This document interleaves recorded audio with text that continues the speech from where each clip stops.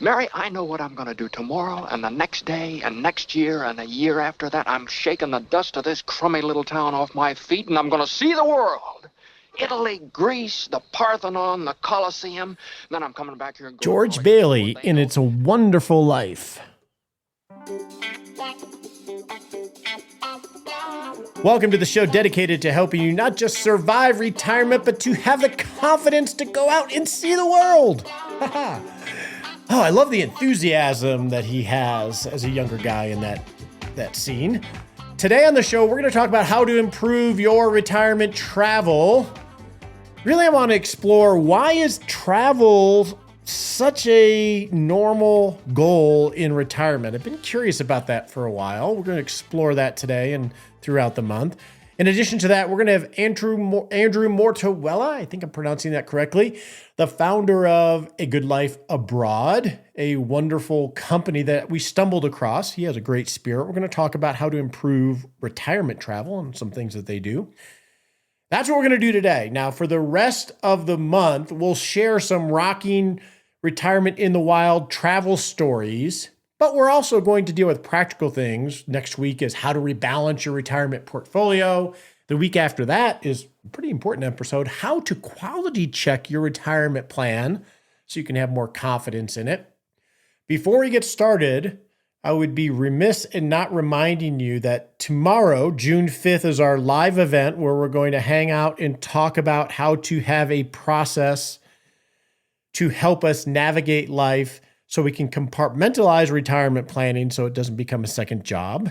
You can register for that at livewithroger.com, and we'll share a replay if you can't make it live. In addition, tomorrow is the open enrollment period for the summer cohort of the Rock Retirement Club. So if you're looking to learn how to build your retirement plan of record, have the tools and the community to support you in that, we have open enrollment starting tomorrow. You can go to rockretirementclub.com. With that, let's get to a rock life and retirement story, and then we'll explore travel. I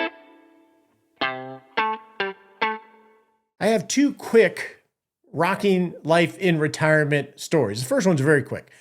This came from a listener. I didn't write down her name, but it was related to Dr. Bobby episode about a month ago. So I'm a little late here. She says that her balance hack is she puts her socks on standing up. She says it's more difficult than you might think, but I took a couple of months off and then I had to restart and almost fell on my face. Always be careful and be near a couch. But I love it, that intentional effort. So bravo to you. Our second rock life in retirement is more travel related. And this comes from, I didn't write down the name. Why didn't I do that? But from Laos. They're from Laos. Hey, Roger, love the podcast and the noodle. Your show did exactly what you said. Gave me confidence in my process and plan. So my wife and I quit our jobs in September last year to travel for a year. We sold and gave away almost all of our possessions, including our cars, and rented our house out, making the voyage much more affordable. We've been traveling since October, and so far it has been much more affordable than I expected. I'm not sure will we become permanent nomads, but it's definitely an option. We are 55 and 57 years old, so keeping expenses down in these early years will go a long way in making our plan resilient. I really appreciate your careful wording around the political comment. Everyone needs a good plan, and I also love the wide range of topics. And they sign off, cheers from Laos. Wow, Laos. That was I've never been to Southeast Asia. That would be awesome. Well, congratulations to you in working a plan to have confidence to go rock retirement. Now let's go talk about why do we want to travel in retirement? I was having a conversation with a client a few weeks ago.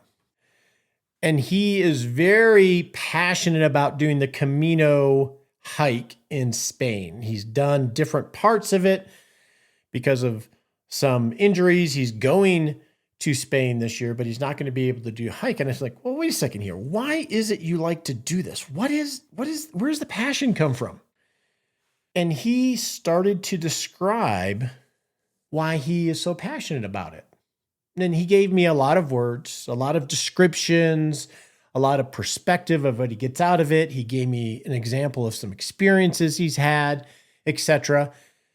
But towards the tail end of his monologue about this, which was beautiful to hear, you could just feel the passion about it. He said 3 words that I keyed on really quickly. He said, "I feel awake." And so that's my current working version of why do retirees want to travel? The experience. He feels awake when he is doing these things. And we all have different things that make us feel awake. So I started to journal and think about, why do we travel? And I came up with some ideas, and I'm not saying I have the answer to this, but this may be you. You may have a reason to travel. Maybe you haven't identified it. Maybe you haven't done it yet, but maybe this will help give you some framework to consider exploring, not necessarily the world, but in a way that makes sense for you. So why do we travel? I said, well, one, a lot of people I hear want to make up for missed opportunities. They've been working a lot.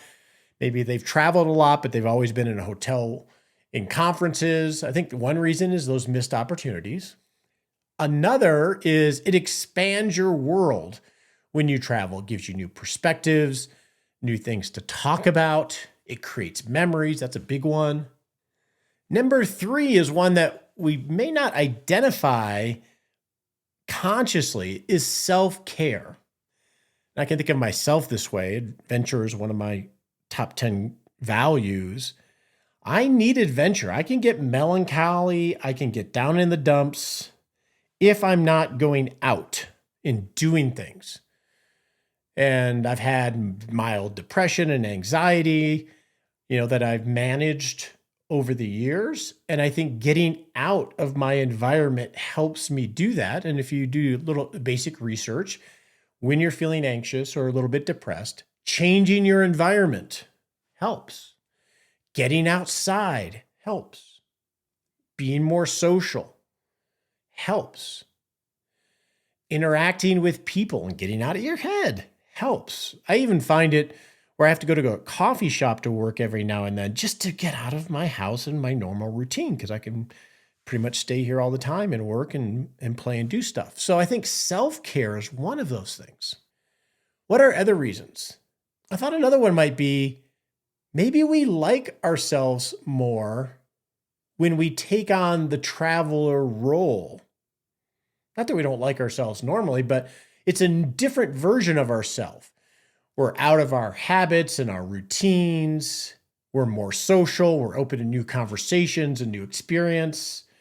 The joke with the family when we travel is, hey, when we're walking out the door, hey, you got your GA? You got your GA? And they're like, what? What's the GA? Well, they know now, but it's, you got your great attitude. When you're traveling, you got to bring your great attitude. You let things wash off you more. You missed the train. Okay, let's figure it out. The meal wasn't quite right, but it was a new experience. Maybe we'd like that freshness and that version of us, and we want to enjoy that at some point. Another reason that we might like to travel all the time, but maybe specifically in retirement, is we are teleological in nature. We like to set a target and hit a target. It's a something that has made the world what it is. We're teleological. So maybe we enjoy the cycle of travel in retirement. We have an idea, and then we decide, and we explore different places to go, and then we decide, and then we do the planning, whether it's the logistical planning or the research planning, all that anticipation, and then we accomplish it. Research has shown that the anticipation of amazing trips or things is really where the benefit is. That doing the thing is sort of the icing on top, but it's all that anticipation. So maybe we enjoy that cycle. And then once we get back, we consolidate, we tell stories, we have expanded our world, and okay, what's next? And then we go through that cycle again. Maybe it's a teleological thing that we don't realize. So I think those are some reasons, but ultimately I come back to, I feel awake. I feel awake. I'm out of the matrix. If you ever saw that movie, you get out of your normal environment. and everything is new. You're exploring. You're a different version of yourself. I feel awake. Or when we're expanding our life, we have more new things to talk about.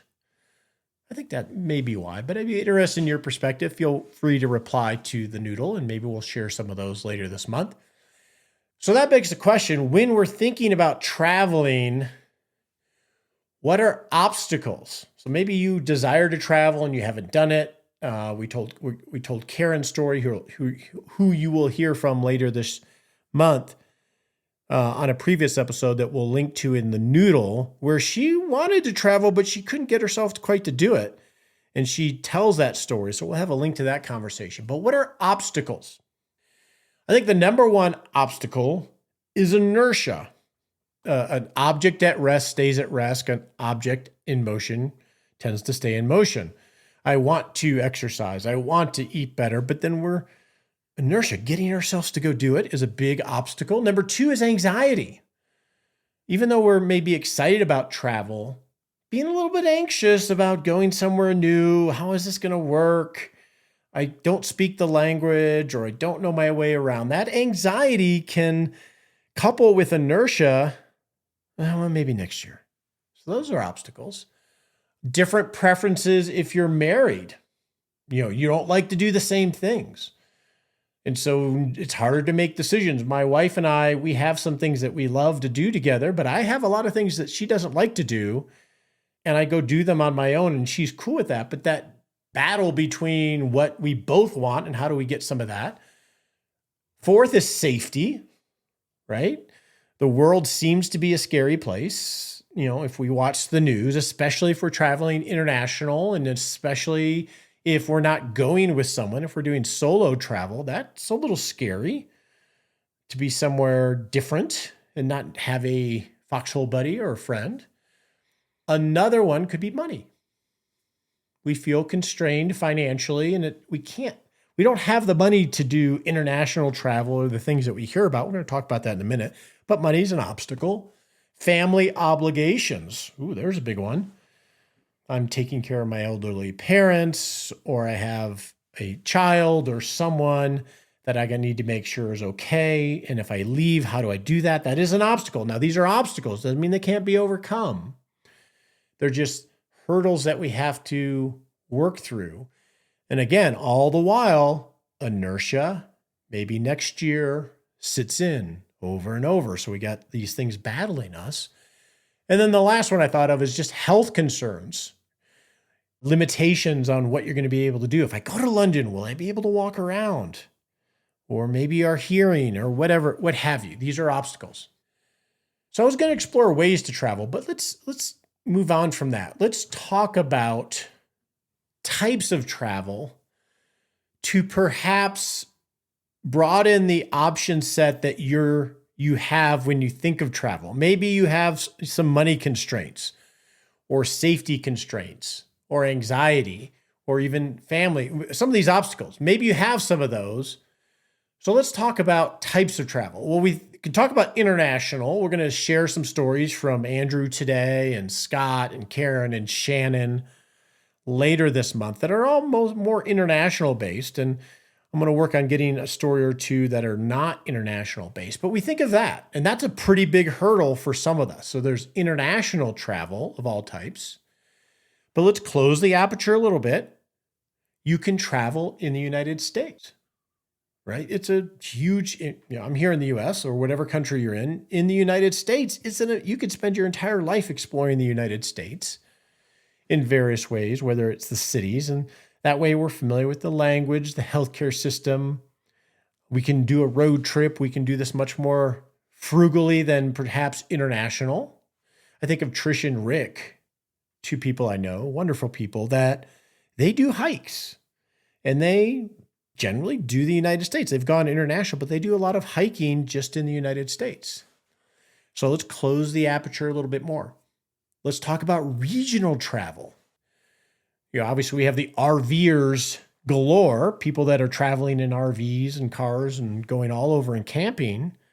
But I'll use myself as an example during this season. I've said no to a lot of travel opportunities because I just want to travel in Colorado. We're staying here for a long period of time. It's our first year. I just want to go explore a different city. I want to explore a different national park or state park. I want to explore different spots just in the city of Salida. Oh, here's a new restaurant that someone told me about that I didn't hear about. Here's a new hike that I didn't hear about. It gets me out of my rhythm. It gets me experience something new within one state, and it can be done with relatively no money. Now let's close the aperture even a little bit more. What about local? And I mentioned some with me, but in local travel, a common thing that we hear is when someone comes in town, you probably have heard this, and you go show them, like we usually will go to the stockyards if we're in Fort Worth. We'll take somebody to the stockyards, which is this old-timey stockyards. It's Cowboy Central. When we go there, usually it's with somebody that's out of town. We never go there on our own. Or the local museums, or some of the local restaurants. Generally, we only do that when we're entertaining someone else, but we don't do it on our own. So when you think of local travel, I think of Kevin and Lori, my brother and sister-in-law. He has a list on Google Maps of restaurants, trails, and breweries that they want to go visit that are all within a very limited geographical range. So he's proactive. Oh, I heard about this brewery. They like to go sit out in the brewery with their dog. So they're exploring new things, new experiences, expanding the world so they can feel awake and never really leaving a zip code or two. You get essentially a lot of the same impact as if you went off to Greece. So I just want to expand how you think about travel so you can expand your life and feel more awake. Now, with that said, let's talk about international travel with Andrew from The Good Life Abroad.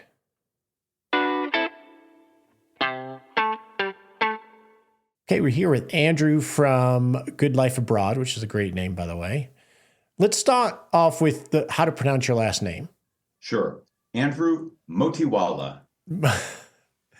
And you have an extensive travel history. Give me a little bit of your background of why you are focused on travel, not just in this stage of your life, but essentially your entire life. Yep. It all started with a study abroad experience in college. And I was in Ecuador for a semester, and studying abroad was great, but also on the weekends, we traveled around the country a bit with my friends from study abroad program, and really fell in love with this idea of going off and exploring a new place and having my whole life in a backpack. And then that led me to join the Peace Corps, where I lived abroad for a couple more years and eventually professionally got into the travel industry. So you've been doing this your whole life, organizing. So from a business perspective, you've organized group travel for decades. For about 30 years. For about 30 years. And now what morphed it into the Good Life Abroad? What was the use case for you starting that? Yeah. So I started out my career, I started a company called Terra Education, and it was student travel. And student travel was great. It was around high school students and some university. And then parents would say, that seems so cool. Can we do that? So then I created a family travel business so the whole family could do this, or adults. And then that over time became more and more grandparents taking the kids and grandkids. That became family travel. And of course, the grandparents are paying for all of this.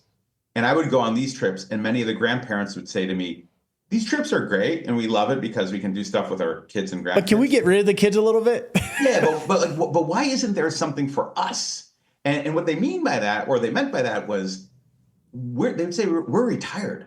We don't want to get on a tour where we have to get on the bus, off the bus, in the hotel, check out of the hotel, go to the next hotel. We have time. Why isn't there something where we can just slow down and do this at our own pace? And that is the spark for the Good Life Abroad, where you're living abroad for a month or two, and you're independent apartments, and you can kind of explore a city at your own pace, because the one thing that retirees have is time. I think that's actually a good distinction. Remember Oldsmobile? This isn't your grandmother's Oldsmobile, I think was the slogan. I think with travel in retirement, it's changed from it used to be the buses. Yeah. Where it was totally, I don't even want to say curated, but programmed, and you got off and on, off and on. That was sort of what our grandparents would do more in travel. I think the modern retiree is much more, they have the space as you're talking about. And there's a huge need for this, for sure. So tell me what the Good Life Abroad does. So fundamentally, the Good Life Abroad is a way for people to live abroad in Europe for a month or two in a vetted, curated apartment where we've checked it out, made sure it's appropriate for people 55 and older from North America, not a little tiny European shoebox. Also, we provide on-the-ground support with a local staff person who's sort of your on-the-ground concierge and local friend who's going to plug you into cool local events and activities. And it's a cohort of people. So you have other people in the program who have their own apartments who sort of live in the neighborhood, and you can get together with them at happy hours or meals or cooking classes or whatnot. So you have some layers of support. You've got, we also provide medical insurance and access to English-speaking medical care, but you also have friends, sort of community members who are nearby. So you can be as social or not as social as you want. And that concierge is essentially your easy button for what neighborhoods to perhaps go to because you have an interest, or just as importantly, what neighborhoods maybe not to go to, and how do I use the subway, and all those pesky things that we have to try to figure out. Exactly. And so they're going to guide you through that. They're going to suggest cool things you might not know about, local concerts and events that are happening. And they will also organize parties and activities and fun things to do with the community. So was the community part of it the initial intent, or was it unexpected byproduct? Unexpected byproduct. I started this with the idea that I was going to help people become an expat. They're going to move abroad. And this would be their first step, sort of a way to do a scouting trip or a due diligence before a really big move, so they can go and check out neighborhoods and see apartments and whatnot. Turns out that's maybe a quarter of the people who want to do that, but 75% of the people just want to have that experience for a month or two of living abroad like a local, but they don't want to leave America. They don't want to give up their home. They just want to go have that experience for a month or two and then go back home. And it's sort of what you were saying earlier. I think the traveler today is a lot more sophisticated than, say, our parents' time when they were getting on and off the bus. And nothing wrong with that, too. It's a great way to see a lot of things in a short period of time. But if you have the time, and today's traveler is smart enough to know, I can pull up this phone and I can book a tour if I want to go see, any sort of attraction. But also, if I'm there for a month, I don't have to go to a tour. I can also sit at a cafe, read a book. I can sleep in late. I'm not rushing around. I'm going to see this place as I want to see it. And a lot of it might just be about absorbing the local rhythm of life in that place. So the normal way to do this, because I've had clients that have done this when they're exploring either being a full-time expat or they just want to go live someplace for a month or so, right? I'm in Colorado right now. That's what we did here for years. We just rented a place for a month or two. And that can be sort of hit or miss, right? Of what kind of place you get into and, ooh, that couch looked nice, but it's really a piece of not. And what are the advantages or the struggles if you try to do it on your own via VRBO or something like that? Yeah, those are great platforms. And obviously we've all used it. But if you're going abroad for a month or two or more, it's a bit risky because you're basing everything off of some photos. And who knows if there's a camera filter or a funny lens that makes things look better than they really are. But in our case, we offer apartments that we've actually vetted, and we have certain criteria that we evaluate every apartment off of so that we know it really will be a comfortable apartment for your stay. And we could provide details on amenities, and we know the kind of quirks perhaps of certain apartments because we work with these apartments year round. Yeah, and I imagine too that if you're exploring an expat life literally where you want to be the 25% that lives someplace else, having a table set for you with a cohort and a concierge is going to drastically increase your ability to survey neighborhoods and get a local perspective than if you're just on your own and bouncing around. Exactly. It's the difference between wandering a neighborhood in Europe on your own or going with a guide who's an expert in history or whatever. Suddenly the whole neighborhood becomes alive to you. And that's what our local staff do for our people. Sort of like a museum comes alive if you go with a docent. Exactly. See, now I know how to say that word. I was thinking, I've been pulling on this thread of why people want to travel, especially in retirement.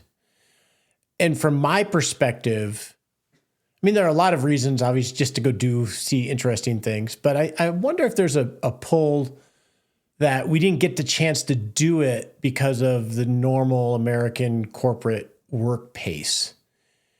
And we've delayed it.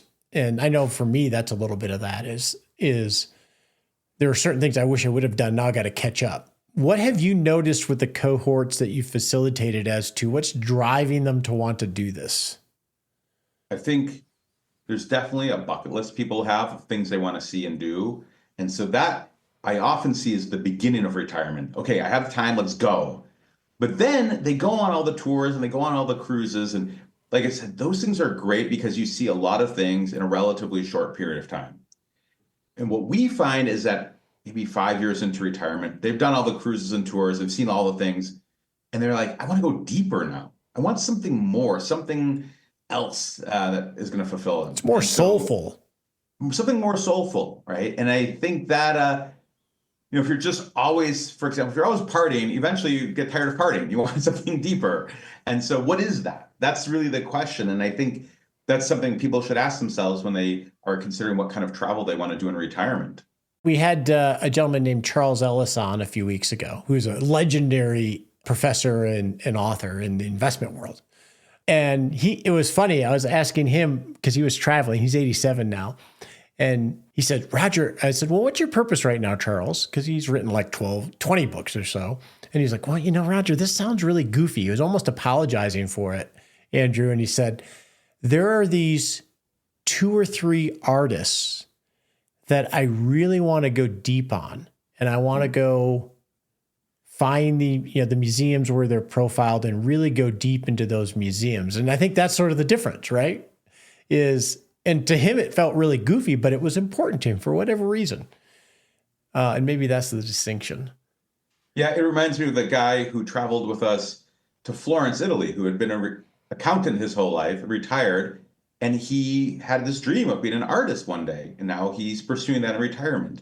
And instead of just traveling for travel's sake, he thought, how can I combine my love of art with travel? And he came and immersed himself in Renaissance art for a month in Florence, Italy, with The Good Life Abroad. And he had time to paint, but he also learned. And I thought it was a great way to combine something personal and meaningful to him with travel. And I think it was life-changing in a way. And a different person could have a whole different experience. I was thinking of like my grandfather flew, and we're reading his journals on the podcast and have been since last Veterans Day, flew in B-17s a lot and stationed in Europe. So you can imagine a different person like a Roger being in Florence, wanting to explore World War II history, totally different than the accountant dude, but perhaps on the same trip, totally different experience that's meaningful to them. That's the beauty of the trip, is that we are basically providing a blank canvas with support, but everyone paints their own picture. And it's funny, we just talked to a woman yesterday who came back from Sicily with us in Palermo, and she went with her papers to track down her grandparents' birthplace and the descent. And that was her version of it. And in the same group, we had another person who went super deep into Sicilian cooking, and she just wanted to cook. So she was doing a cooking experience. This person was doing a genealogical thing, and it's great. Everyone's doing the thing that they want to do, and they have a month to do it. So I know that we're going to explore possibly doing the Good Life Abroad, something with the Rock Retirement Club, which I'm excited about. I don't know what form that's going to take, but I think that will be, because we have a lot of people that have met in the club that travel together. Mm-hmm. So the last thing I want to poke at is, what is it, and right or wrong is a weird framing, but what is it that you see that people do, and maybe it's what we're talking about, that really take travel to a whole nother level? I think a few things. One is thinking a little bit more about logistics, such as getting the right kind of apartment that's right for you, it's safety and security, and what happens if I have a medical issue while I'm abroad. Thinking about community. I think often if people are abroad for long periods of time, they don't realize that community is really important, and they may get lonely, especially if they're in a place where they don't speak the native language. And I think lastly, but most importantly, is taking just the moment to do some introspection and reflection about who you are and what you want your retirement to look like. And then thinking about how can I incorporate that into my travels? Because I think that leads to a more satisfying travel experience than sort of just going through the checklists. I got to see this, this, and this, and this, and running around. Because at the end of it, you might feel still a little empty versus doing something that feeds your soul a bit more. One last question I was thinking about. Of the 75% that use Good Life Abroad for the extended experience, what percentage of them are singles? Great question. About 30% of our community members are solo travelers. And I think it's kind of obvious why they come to us, because the idea of having a community of friends who live nearby really appeals to them, having that local support, not really being on your own, but at the same time, having the independence to be on your own for as much as you want. So it's a significant portion. And then about 60-70% of our people are couples. Yeah, because you're getting all the free. You're not stuck on the bus as as our grandparents maybe, but you have the freedom, but you have the support if you need it. Yeah, exactly. Okay. Well, I'm excited. We're going to do a meetup in the club with you and explore specific places, because I know there will be a lot of people that have questions about that, and we'll have links to the Good Life Abroad in our weekly email. Thanks, Andrew. Great. Thanks, Roger. It was fun. On your marks, get set.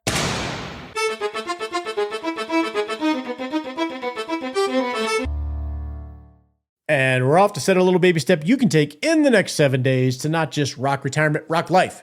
All right, in the next 7 days, I challenge you, go someplace new in your own zip code. It could be a new museum, a new park, a new hike, a new brewery. Do something outside of your matrix and experience something new and feel awake. Now we're on to my grandfather's journey, who flew in B-17s during World War II. We're almost to the end here. Let's see, where are we at? And now we are on mission. This is the last mission, but he has some postscript thoughts that I'll read maybe in the weeks to come. Missions number 50 and 51, September 13th, ship number 004, sortie 33rd. I'm not going to say this is the best for last, because this isn't really cool. This was a dramatic way to end your missions, I can imagine, having to serve your country. Went and visited our old friend Blackenheimer, Germany again today. Saw a plane get hit with a load of bombs still in plane. Scene undescribable after explosion. Usual Blackenheimer flak. Lost 7 planes en groupe today.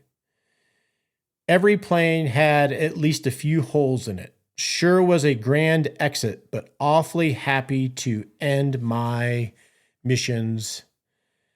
It has come. Carried 12 500-pound bombs, mission 8 hours and 40 minutes, altitude 26,000 feet. PS 5 done and 5 to go. Here's hoping. I believe he meant that for his crew. Wow. A lot happened there, eh? Last missions, 50, 51.